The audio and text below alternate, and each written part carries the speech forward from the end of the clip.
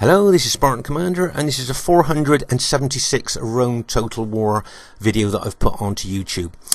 Today you'll see that I'm not going to do put a multiplayer battle on for you to watch, but I'd like to talk to you about the possible remastering of Rome Total War for 2020. Now I know Rome Total War first came out in 2004, and the critics actually critically acclaimed it as one of the most groundbreaking games that they'd seen, and the graphics were well ahead of their time there. They were also groundbreaking as well. And so I think it was the best seller of that year as well, one of the best selling games of that year. And those of us that have played it since it first came out, and those that have played it since it's come out, have actually I think found it to be a really great game. And I just was thinking to myself, I wonder how it could be enhanced, brought to, if you like, to the modern day 2020 players, for players to play. And I was just trying to think of ways that maybe the Creative Assembly and Sega could look at Rome Total War again, to try and, as I say, bring it up to 2020.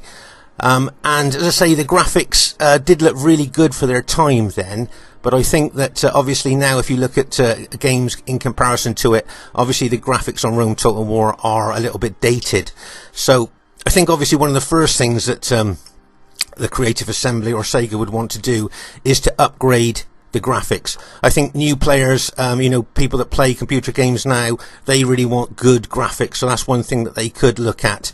To one of the first things to do to try and bring it up to the modern day standard. But I think the gameplay of this game shouldn't be altered or anything like that, because I think it's such a great game as it is. But just little things to look at. As I say, in this video we'll have a look at a few other things that might be changed.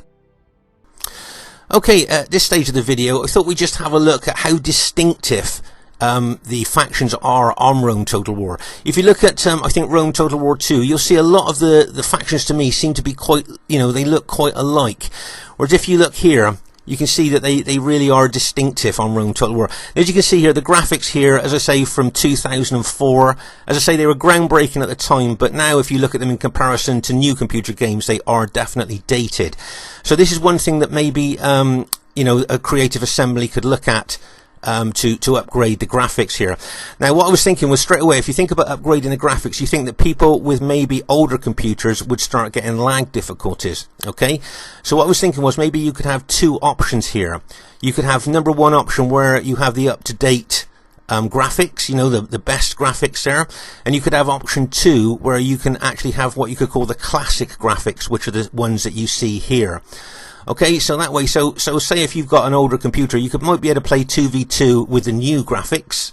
Okay, but if you play 4v4 large, like a lot of our battles are, you might want to revert back to the actual classic graphics, which are these here. So that would hopefully prevent any lag there. So if you've got like a newer computer where you could play the better graphics, and you could do that. But as I say, if you've got an older computer, then you could revert to the classic graphics if they gave you two options. As I say, what I like about these Rome Total War is a distinctive look of each faction. As I say, you can see SBQR purple, Skippy Eye blue, Brutii Eye green, and Julie Eye red. And so like when they get into battle and there's a fierce melee going on with all the enemy units and your units, straight away you can spot your army. You can see what the units are doing, and you can see your allies' units as well, because with these colouring, I think that's a great idea by Creative Assembly to do that. Okay, obviously there's no authenticity here. The Romans weren't these colours, but I think that you've got to remember it's a game, and I think that these distinctive colours here really do help in battle. Like if you look at Greek cities, we all know what Greek cities look like. We all know what Carthage looks like. We know what Macedon looks like. They're so distinctive, and Seleucid as well. Okay, they are, as I say, the factions are so distinctive here, which I think is really a great thing in battle. When all these units are integrated, fighting each other, you can tell who's who. You can tell who the enemy units are, as I say, and you can tell what your units are doing and what your allies' units are doing as well by just looking at the colours. So I don't think that that's something that the Creative Assembly should change. I think that they should keep that like that, to be honest with you. And also, as you can see here, this is a 4v4. That's the maximum we can play is 4v4 on multiplayer. How about an 8v8 or a 6v6? Okay, now straight away, I know when I say that, all of us would be thinking, oh my god, the lag would be so bad, the units would hardly ever move, like, you know, you just couldn't get to move. But what I was thinking was, I say I'm not a very technically minded person, but surely in 2020, there must be a way, to allow, you know, a 6v6 or an 8v8, something like that, without lag. Surely there must be a way to do that in 2020. I mean, how many times have we been in the lobby where we've had so many players that we could have played a 6v6 or an 8v8? Imagine an 8v8 large battle without any lag. Can you imagine how epic that would be? I mean, that would be, you know, unbelievable battles there, wouldn't it? You know, 6v6, 8v8, something like that, without lag. So I just wonder whether if Creative Assembly, any of their employees watching these videos, or Sega, any of their employees watching this video, you know, whether that's something that maybe they could look at if they wanted to remaster this game. Because, as I say, I think that it's a really great game, and it just needs to be brought up. You know, if you just like modernised a little bit, so that newer computer game players would really want to play it again. Because I think, as I say, we all know what a great game it is, and I think that, as I say, with some enhancements, it could be, you know, really good. And as I say, imagine if they could remaster it and make a multiplayer where you could play an 8v8. I mean, that would just be absolutely fantastic. I think, as I'm sure we could all imagine that, as long as there wasn't any lag. So, you know, that's something that maybe they could look at there. I haven't played campaign since the beginning of Rome Total War, so I imagine a lot of you that play campaign could have some suggestions to the Creative Assembly that you'd like to change on campaign. Just like a look at the Greek cities here. Now, several Rome Total War players say that the Greek cities are overpowered, but I think what the developers did here, they looked at the history of the Spartans. You know, these men that were from 7 years old were actually trained in all aspects of warfare for 14 years before they actually went into battle. So these guys were kind of bred for war. And I think the developers here have kind of tried to make these Spartans as tough as they could, because they were trying to reflect the toughness of the real Spartans here. So I don't think they're overpowered. I think they just kind of reflect the toughness of the Spartans there, who were actually bred for war. So I don't think that's something that maybe should be changed there. As I say, there are some things in Rome Total War that could be modernised, that could be brought up to 2020, but there are a lot of things I think that shouldn't be changed. You see, and as I say, I bet there's a lot of things that you would like to see maybe changed in Rome Total War, but I bet there's a lot of things that you would like not to see changed as well. As I say, I love the distinctive factions here, so you can see exactly what's going on during the course of the battle, even when there's a big melee going. Okay, I thought at this stage of the battle we'd have a look at some of the different factions here. Now, if you notice the bull warrior here, can you see for Spain, for instance, it's 1150 denarii for a bull warrior. Okay, if you put gold shield, gold attack on it, that makes it 2050 denarii. Now, how many of you see Spain bought to the, say, the 31k battlefield? I can't remember the last time I've seen that. But if you look at the price, look at the specifications on it as well. Now, if you look at an urban cohort, okay, you put gold shield, gold attack on an urban cohort, and it's only 1,520 denarii. Okay, and if you look at the specifications there, they've got no hit points, but if you look at the specs, they're really good. But look at this bull warrior, 2,050 denarii. Okay, and on paper, this unit looks really good, but you put that up against an urban cohort unit, and 9 times out of 10, the urban cohort unit with a gold shield, gold attack will beat it. So there's little things like that, you see, that could change, as I say, with little things within the faction. So, for instance, that bull warrior could even be reduced in number, or maybe its specifications enhanced. And also, the Spanish faction hasn't got a lot of really good troops that you could bring, say, to the 31k battlefield. The bull warrior is the best infantry they've got, but look at the expense that it's how expensive it is. But also, as I say, if you put it up against an urban cohort, which is about 500 denarii cheaper, the urban cohort will beat it. So there's little things like this, and I bet there's a lot of you that know little tweaks you'd like to see in the faction. I think for the Roman factions, though, I think they've got a good selection of units. So I don't think really, you know, that would need to be changed really. I think you've got cheap units right up to the most expensive ones. So I don't think, as I say, I don't think you need to change those. But if we have a look at some of the other units like Gaul, you know, some of the barbarian faction units here maybe. So you could say like, you know, Britannia and Gaul here if we have a look. Okay, so as we know with Gaul, they've got chosen swordsmen, but their Forester Warband archers are one of the best archers in the game. But look how expensive they are. Even with just a gold attack put on them, can you see they're 1,260 denarii, which is a lot of money for a barbarian archer unit there. And of course, if you buy several of those, then of course it then restricts the money you can put on upgrades for your other troops. So I wonder whether they could maybe reduce the cost of that.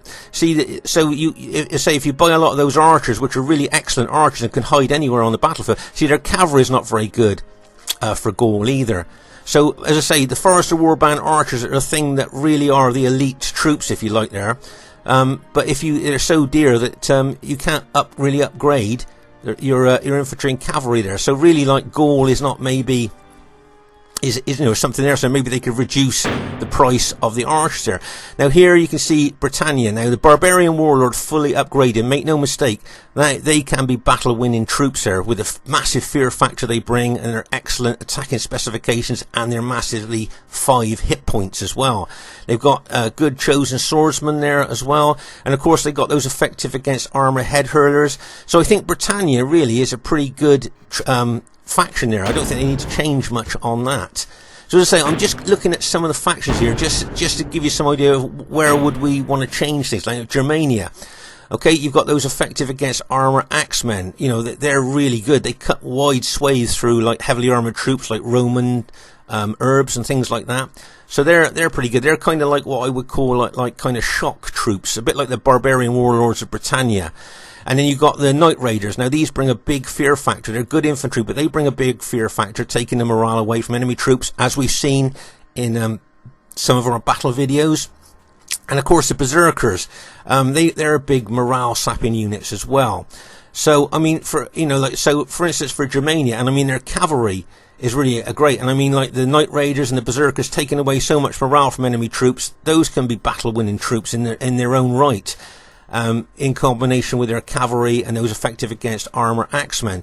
So, like I say, Germania, maybe that's a faction that doesn't need changing. But what do you think? Do you think you would want Creative Assembly to maybe change something with Germania? I mean, as I say, there's maybe tweaks that they could do with the factions here that may enhance the way that you play. Now, let's look at some of the cavalry factions there. You've got Armenia, Scythia, and let's go Parthia.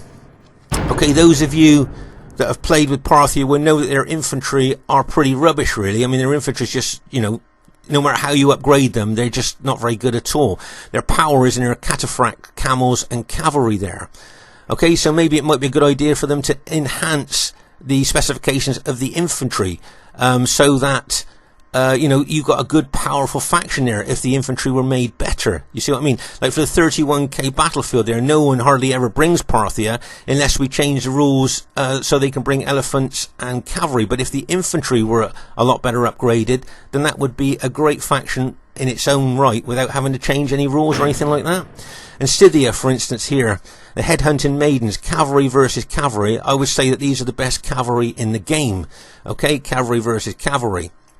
But if you look at their infantry, those axemen there, I mean, they're just absolutely no good. Those axemen are just absolutely rubbish. You put them up against anything else and they tend to rout and break quite quickly.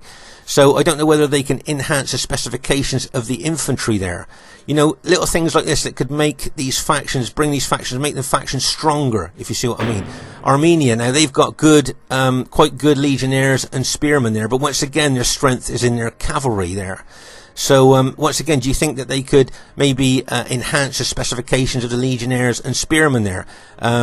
You know, is that something that you would want to see done? As I say, I'm just looking at some factions here just to see what you think about, you know, whether there's anything that you would like to change. Looking at all the factions here in Rome Total War, is there anything that you would like, you know, individual factions to be changed to if, say, Creative Assembly was looking at this to maybe enhance Rome Total War, to 2020. We'd have to drag it up from 2004 to 2020. As I say, is there any other changes that you'd like to see in some of these factions that you think would make them more playable, if you see what I mean? I say on a 31k battlefield there's several factions there that we hardly ever see on our 31k battlefields. So as I say, I think the remastering of Rome Total War to 2020 could be something that maybe Creative Assembly or Sega may be able to look at. Imagine if they could remaster it with just a few ideas that I've thrown in here. I bet you lot have got a lot of ideas that you think that could enhance the game for the modern player to enjoy.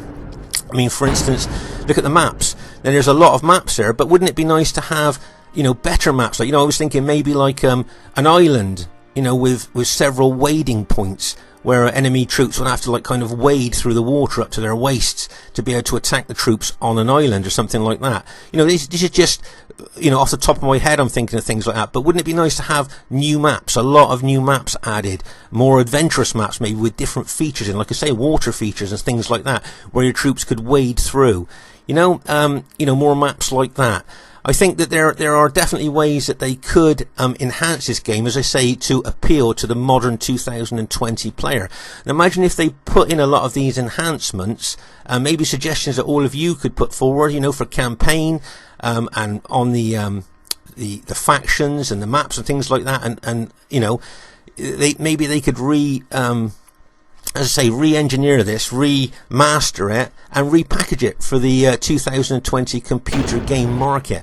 I don't know what all of you think about that, but as I say, I would like to see this game brought to the modern day player, because I think it's such a great game. It's got so many great things about it, like its gameplay and everything like that is so good. I think it would appeal to modern players.